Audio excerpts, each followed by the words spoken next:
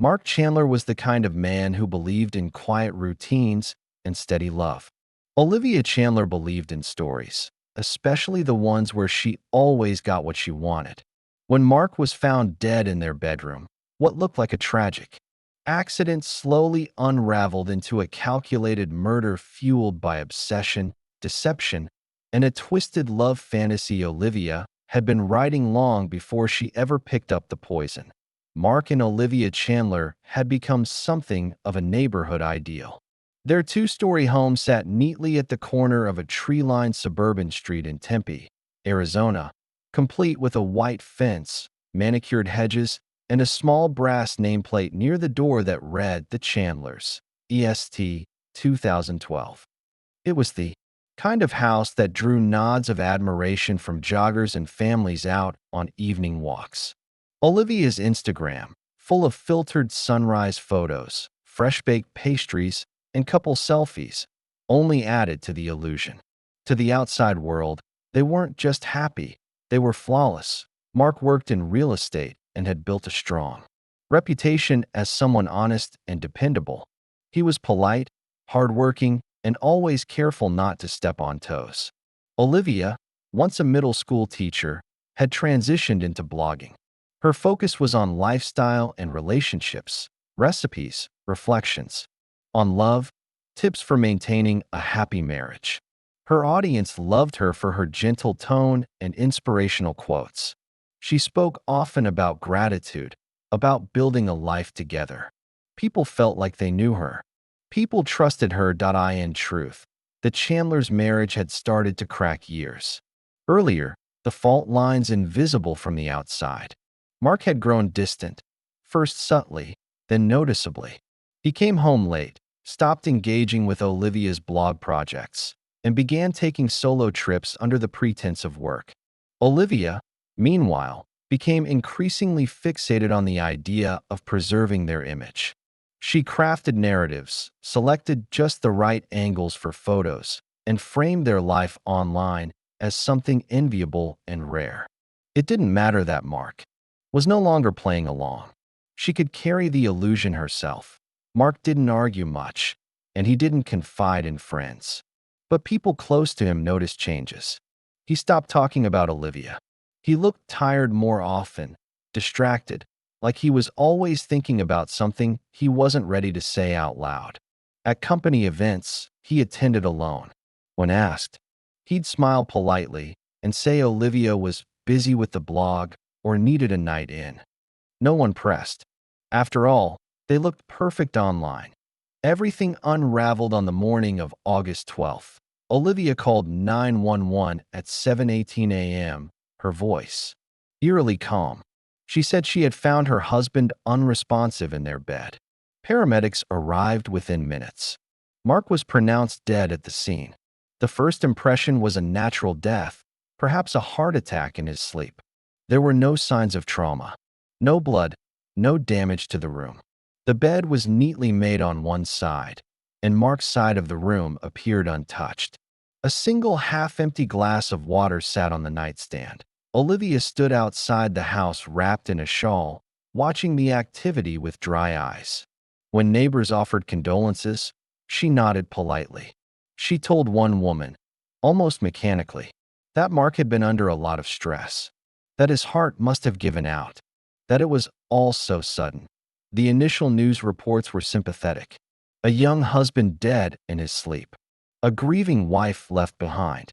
Online, messages poured in. Followers left prayers, candle emojis, and heartfelt messages of support. Olivia posted a black and white photo of her and Mark on the beach, captioned, simply, "Forever." It went viral, but the police weren't done. Something about the scene felt off. Too quiet. Too neat. The coroner, too, hesitated to call it natural causes. Mark had no heart condition. He had passed his annual physical just 2 months before. His fitness watch, synced with his phone, showed an abrupt heart rate drop around 3:09 a.m., followed by total stillness. Investigators ordered further testing. What started as a tragic but ordinary death slowly began to feel like the opening act of something darker. something carefully staged, a truth not captured in filtered photographs or crafted blog posts. The perfect life of Mark and Olivia Chandler was about to be picked apart, layer by layer, until only the disturbing reality remained. The toxicology report arrived 10 days after Mark Chandler's death, and it changed the course of the investigation entirely. While the initial autopsy showed no visible injuries or signs of foul play, the lab results revealed something no one had expected: a high concentration of digitalis, a potent chemical compound derived from the foxglove plant. In the right dose, it could slow the heart to the point of stopping entirely. It was odorless, tasteless, and incredibly hard to trace. Most people had never even heard of it. But someone had. Digitalis poisoning is rare. Its use in crime is nearly unheard of, largely because it takes both precision and planning. The substance must be handled carefully, its source cultivated or acquired with intent. It was not something one accidentally ingested. Police now had to consider that Mark Chandler's death had not been natural, and certainly not accidental. It had been deliberate, and someone close to him had gone to great lengths to make it appear otherwise. Detectives returned to the Chandler home with fresh eyes. What once seemed peaceful and ordinary now felt staged and sterile. The kitchen was clean, the bedroom pristine. In the garden out back, beneath the climbing ivy and decorative shrubs, they found it, a small patch of foxglove. It blended into the landscape, its tall purple flowers appearing ornamental to anyone unfamiliar with their danger. Olivia had even posted about them months earlier, describing them in a gardening blog as regal, underrated, and deeply romantic. Investigators obtained a warrant for Olivia's electronics. Her laptop revealed more than just Pinterest boards and recipe drafts. Buried in her browser history, despite several attempted deletions, were searches that chilled the room during the forensic review. Queries like how to slow someone's heart rate, can digitalis kill, and natural-looking ways to die and sleep. The searches dated back almost 6 months, long before Mark's sudden death. Even more alarming were Olivia's deleted documents. A folder labeled Drafts contained fictional entries written in the style of her blog, but far darker. One described a woman who escaped a loveless marriage by turning tragedy into renewal.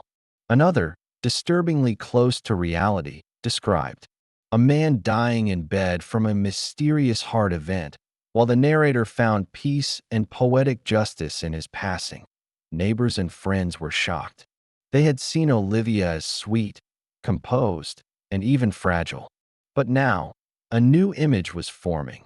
One of a woman who had grown dangerously obsessed with control. Every detail of her life was curated. Every post, caption, and public interaction felt now like part of a performance. A well-rehearsed act meant to convince everyone, including Mark, that she was the perfect wife in the perfect marriage. That Mark's family had never fully trusted Olivia. They had noticed how he withdrew after marrying her, how she dominated every holiday, how he stopped sharing details about his life. But they never suspected she might have been capable of something like this. When they learned about the toxicology results, there was no grief, only fury. His sister told police that Mark had spoken to her just weeks before his death about finally leaving Olivia. Quietly, peacefully. He didn't want drama. He just wanted out. The idea that Olivia had anticipated this, that she had seen his withdrawal, and decided to stop it permanently, became the prevailing theory. She hadn't killed in a moment of rage or panic. She had planned it, step by step, cultivating the image of a grieving widow long before her husband had even taken his last breath. As suspicion tightened around her, Olivia remained composed.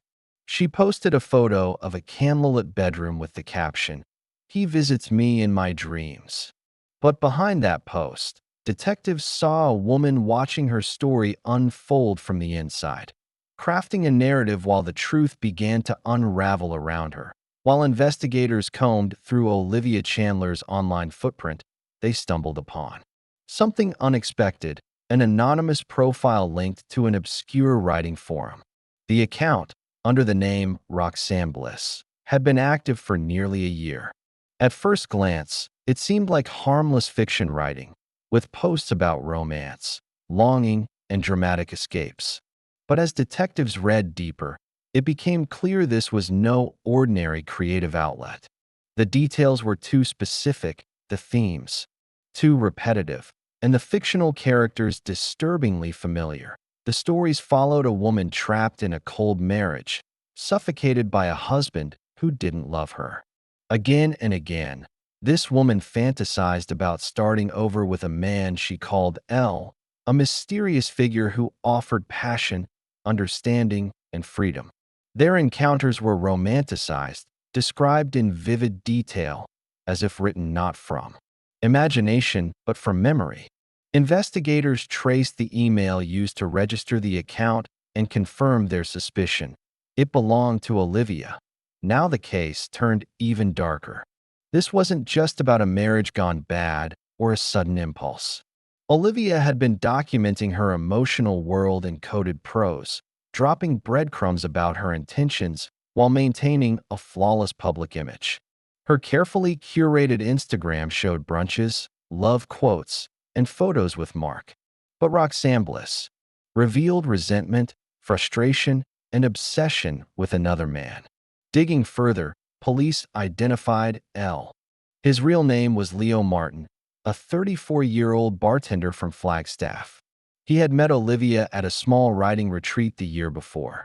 The retreat was meant to connect hobbyist writers, and Olivia had attended under her pseudonym. According to Leo, Olivia introduced herself as a wellness blogger going through a difficult separation. She had described Mark not just as distant, but violent and emotionally abusive, a claim no evidence would ever support. Leo became emotionally invested. He believed he was helping someone escape a toxic marriage. Olivia confided in him regularly, calling him her safe place.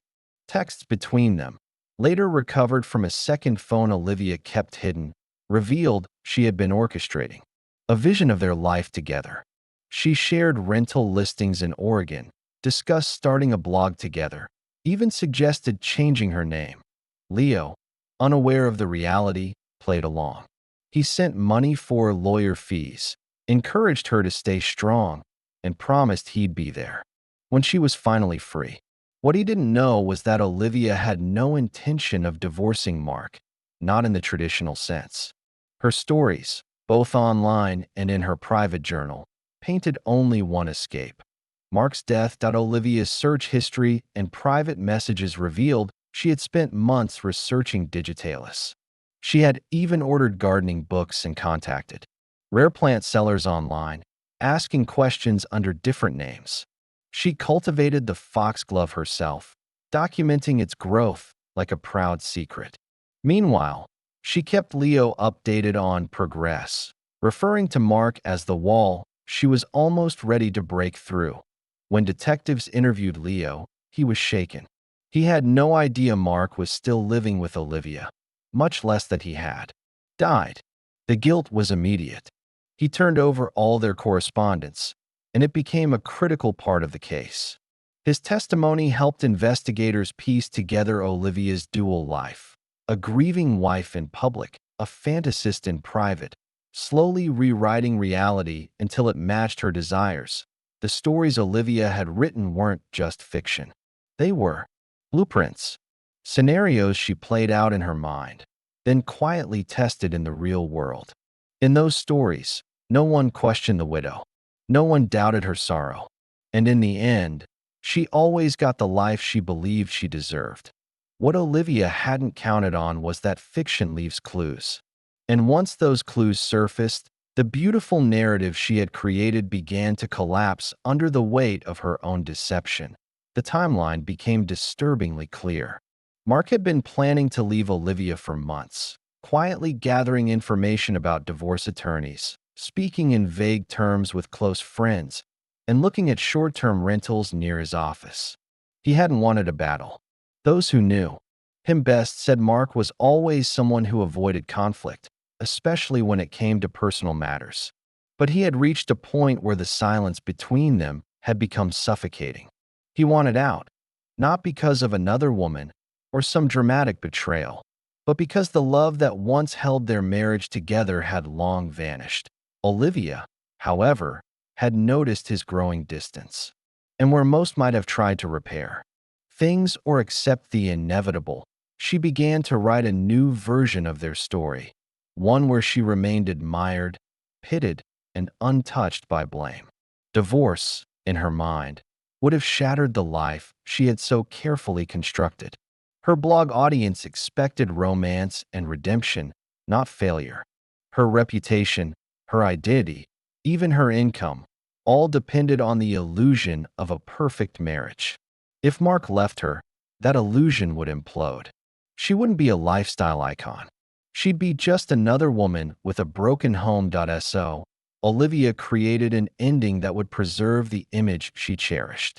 A tragic accident, a sudden loss, and a grieving widow who would emerge stronger, more inspiring, more beloved. She began, carefully planting seeds to support the eventual narrative. She wrote blog posts about appreciating life's fragility. She posted photos of her and Mark on date nights, even though they were staged and silent. Behind the scenes, she was preparing, growing foxglove in the garden, researching precise dosages, keeping a journal of her emotional transformation as if writing a memoir no one would know was fiction. Her entries became more cryptic and poetic. "I have to be the one who sees it through," she wrote 2 weeks before Mark's death. "He doesn't get to walk away from the story. Not yet." The most chilling lines came the night before he died. "He sleeps beside me tonight. Quiet, unknowing. I will hold his hand in the dream, and he will never wake from it." The night Mark died, Olivia acted with eerie control. She crushed the dried foxglove leaves and mixed them into a homemade herbal tea. She had long pretended to be an expert in wellness remedies, so when she handed Mark the warm mug with honey and chamomile, there was no reason for suspicion. According to investigators, the dose wasn't instant. It would have taken hours to slow his heart and finally stop it. Olivia watched him drift off, then waited until his body was completely still. She cleaned the cup and wiped the counter, then staged the bedroom with fresh flowers and dim lighting. It was all part of the story she had envisioned.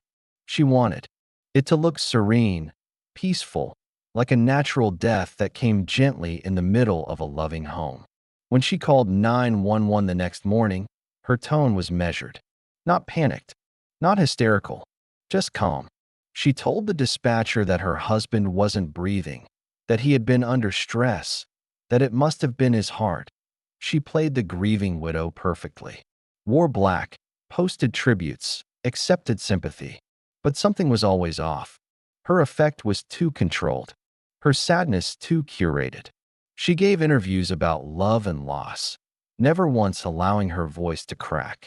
Detectives, increasingly convinced of her guilt, noted how she answered questions before they were asked, how she steered conversations to stay within the emotional script she had written for herself. Her fantasy had been designed with precision. But real life, unlike fiction, doesn't bend to the writer's will, and the cracks in her performance were beginning to show. The plan that had seemed so elegant in her mind was beginning to unravel under the scrutiny of truth. The death she had disguised as destiny was now being exposed as premeditated murder. Olivia Chandler was arrested 34 days after her husband's death. By then, the carefully woven story of a grieving widow had already begun to fray, replaced by a darker narrative of deceit, manipulation, and cold-blooded planning. The arrest took place early in the morning, just as the sun was rising over the same suburban street where she had once posed for loving couple photos. She didn't cry. She didn't resist. She simply turned off the porch light and followed officers to the car. News of her arrest spread quickly. The story captivated the public. How a lifestyle blogger who wrote about love and resilience could plot the calculated murder of her husband. all while maintaining the polished veneer of someone mourning a tragic loss. Her followers, once devoted and supportive, now flooded her comment sections with disbelief, anger, and betrayal. The blog was taken offline within hours. Prosecutors built a strong case. The evidence was damning. Toxicology confirmed the presence of digitalis. The foxglove plants were found in her own garden. Her search history showed meticulous planning, and the second phone containing messages to Leo Martin told a chilling story of motive and manipulation. Most damning of all were the journal entries, her private thoughts written in elegant, looping handwriting, describing every step of the fantasy she had made real at a tea trial. Olivia sat expressionless, dressed in modest clothes and minimal makeup. She looked nothing like the polished woman from her social media posts. The prosecution painted her as a woman obsessed with image, someone who valued admiration more than human life. They argued that she didn't see her husband as a person, but as a character she could remove when the plot demanded it. The courtroom heard about the herbal tea, the foxglove, the staged photographs, and the rehearsed 911 call. Nothing about the act had been spontaneous. It had been orchestrated. The defense tried to argue emotional instability, suggesting Olivia had experienced a psychological break caused by years of emotional neglect. They claimed she had lived in a fantasy world as a coping mechanism, and that Mark's distance had driven her to desperation. But they couldn't provide a single documented incident of abuse, nor any witness who could confirm the story of a controlling husband. On the contrary, those close to Mark described him as gentle, private, and growing increasingly unhappy, not cruel or manipulative, just quietly preparing to move on.